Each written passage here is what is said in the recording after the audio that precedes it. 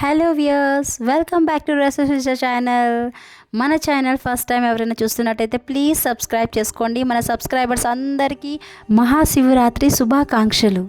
ఈరోజు మేము ధర్మపురి క్షేత్రానికి వచ్చామండి. ఇక్కడ ఎగ్జిబిషన్ కూడా పెడుతున్నారండి శివరాత్రి సందర్భంగా. ఇక్కడ స్వామివారు లింగాకారంలోని దర్శనమిస్తారు, అలాగే స్ఫటిక లింగాకారంలో కూడా దర్శనమిస్తారండి.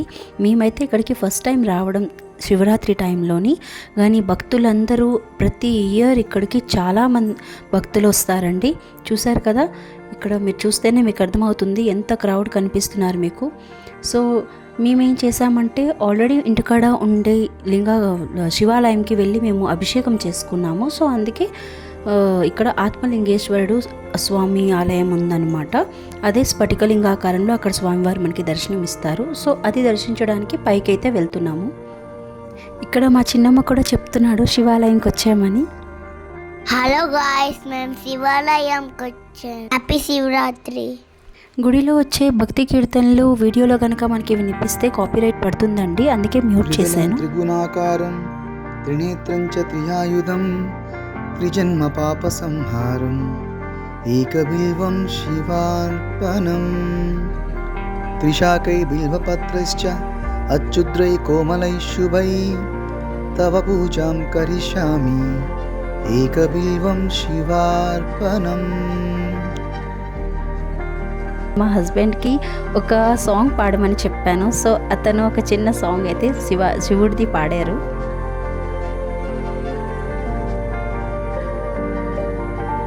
ఇక చూస్తున్నారు కదా, స్ఫటికలింగం అని చెప్పాను కదండి, ఆ పైన కనిపిస్తున్న గోపురమే.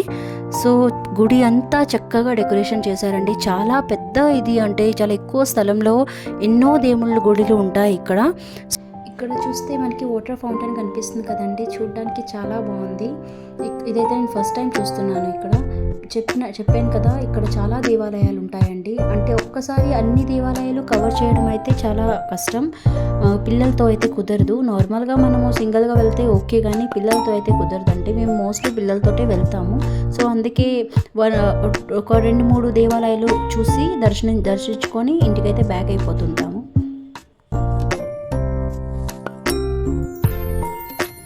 ఇక మనం టెంపుల్ లోపలికి వెళ్తున్నామండి. ఇక్కడ ఉన్న లింగం స్వామివారి పేరు ఏంటంటే ఆత్మలింగేశ్వరుడు ఇది. సో అక్కడ పైన రాసుంది. ఇక్కడ స్వామివారు స్ఫటికలింగాకారంలో మనకి దర్శనం ఇస్తారండి. లోపల స్వామివారికి అభిషేకాలు జరుగుతున్నాయండి. ఇక్కడ కాలభైరవ స్వామి విగ్రహము, అలాగే మరెన్నో దేవతామూర్తుల విగ్రహాలు కూడా ప్రతిష్టాపన చేశారండి.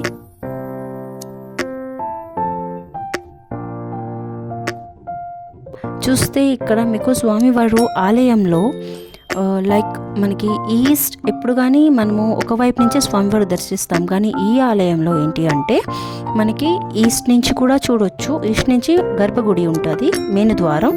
అలాగే మనకి లైక్ నార్త్ వ్యూ ఉన్నది, అలాగే సౌత్ వ్యూ ఉన్నది, ఇంకా వెస్ట్ వ్యూ కూడా ఉంది అనమాట. స్వామివారి వెనక భాగం వెస్ట్ వ్యూ, అది ఫ్రంట్ సైడ్ ఏమో ఈస్ట్ వ్యూ. లోపల అభిషేకం చేసేది అంతా మనకి బయట అక్కడ మిర్రర్లా ఉంటుంది, అక్కడి నుంచి కూడా చూడొచ్చండి.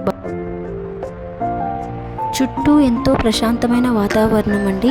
కొండపైన ఉండడం వలన మనకి చూడడానికి, చూశారు కదా ఎంత చక్కగా ఈ క్షేత్రం కనిపిస్తుంది. మొత్తం భక్తులతోటి నిండి ఉందండి. అలాగే ఇక్కడ పైన కొండపైన ఉండడం వలన మనకి ఏంటంటే వ్యూ కూడాను అవుట్కట్స్ అంతాను క్లియర్గా కనబడుతుందండి.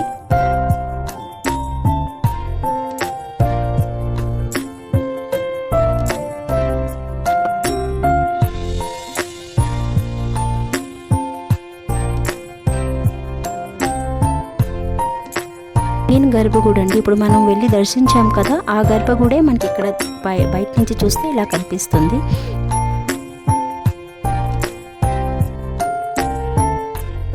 సో ఇదండి, చూశారు కదా ధర్మపురి క్షేత్రం. తప్పకుండా మీరందరూ కూడా వచ్చి స్వామివారికి దర్శించుకోండి, ఇంకా మరిన్ని దేవుళ్ళని కూడా దర్శించుకోండి. ఇక మన ఛానల్ ఎవరైనా సబ్స్క్రైబ్ చేయకపోయినట్టయితే ప్లీజ్ సబ్స్క్రైబ్ చేయండి. అండ్ మీ అందరికీ మళ్ళీ ఒకసారి మహాశివరాత్రి శుభాకాంక్షలు. వీడియో నచ్చినట్టయితే లైక్ చేయండి, సబ్స్క్రైబ్ చేయండి. Thanks for watching. ఓం నమః శివాయ్. బాయ్.